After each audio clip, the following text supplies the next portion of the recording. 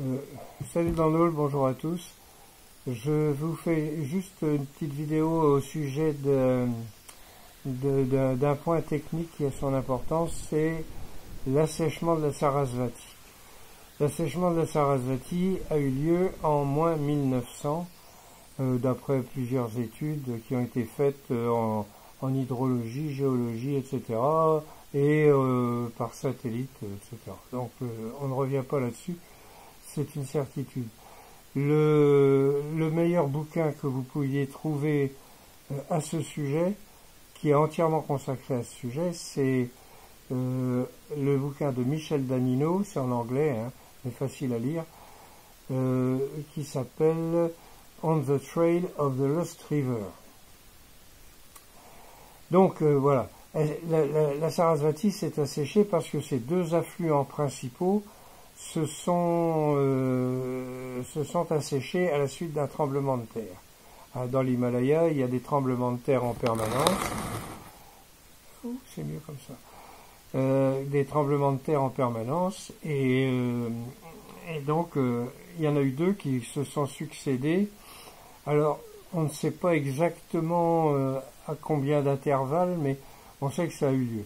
Donc d'un côté, l'Adrishadvati s'est asséché, et de l'autre côté, donc à l'ouest, se trouvait la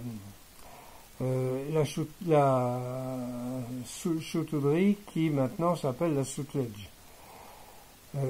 Donc elle est devenue maintenant un affluent de l'Indus et elle continue d'arroser l'Indus. Donc là, cette rivière-là ne s'est pas asséchée, mais a été détournée. La Drishadvati, par contre, à l'est, s'est asséchée à la suite du détournement de la Yamuna par un tremblement de terre qui a eu lieu sans doute à la fin de l'époque qui nous concerne, parce que elle ne figure que dans le 10e mandala. Et le 10e mandala, comme je vous l'ai déjà dit, a été rajouté après, une fois que la civilisation était en train de décliner sérieusement, donc c'est-à-dire vers à peu près vers moins 1900. Par contre, la Drishadvati est nommée dans au moins une fois, sinon deux. Alors je pourrais pas vous dire dans quel mandala, mais c'est dans les mandalas qu'il y a eu avant l'assèchement de la grande sécheresse d'il y a 4200 ans, qui a mis fin au Soma. Donc cette sécheresse, elle a mis fin au Soma, et ça a démarré, ça démarre, si vous voulez, le 10e mandala. Le 10e mandala a été fait à partir de ce moment-là, avec peut-être quelques hymnes anciens empruntés et rajoutés dedans, mais ça m'étonnerait. Ce qui lui fait dire que ce qu'il a été rajouté après, en dehors du vocabulaire, hein, parce que là on voit une grosse différence,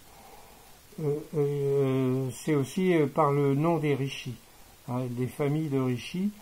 Ce sont des gens qu'on connaît pas. Hein. Dans tous les autres mandalas, on les retrouve, les Angiras, les Kornva, les Vashistas, les Vaishvamitra, etc. Là, aucun problème, on les retrouve à longueur de temps, le Père, le Fils et le Saint-Esprit, si j'ose dire. Là, donc à ce moment-là, la Drishadvati coulait. Après arrive la sécheresse, la sécheresse d'il y a 4200 ans, hein, de moins 1200, moins 2200. Cette sécheresse-là a mis fin au Soma et a démarré le 10e mandala. Le 10e mandala, on voit bien que ça n'a plus rien à voir. Et donc, si elle ne coule plus dans le 10e mandala, mais qu'elle coulait avant, eh ben, c'est que ça s'est asséché entre-temps. Voilà. Et donc, ça a dû s'assécher, je dirais, peut-être au moins un siècle avant, sinon deux, voilà.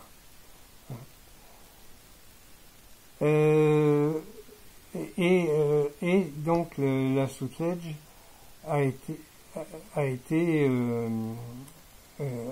blablabla, je recommence.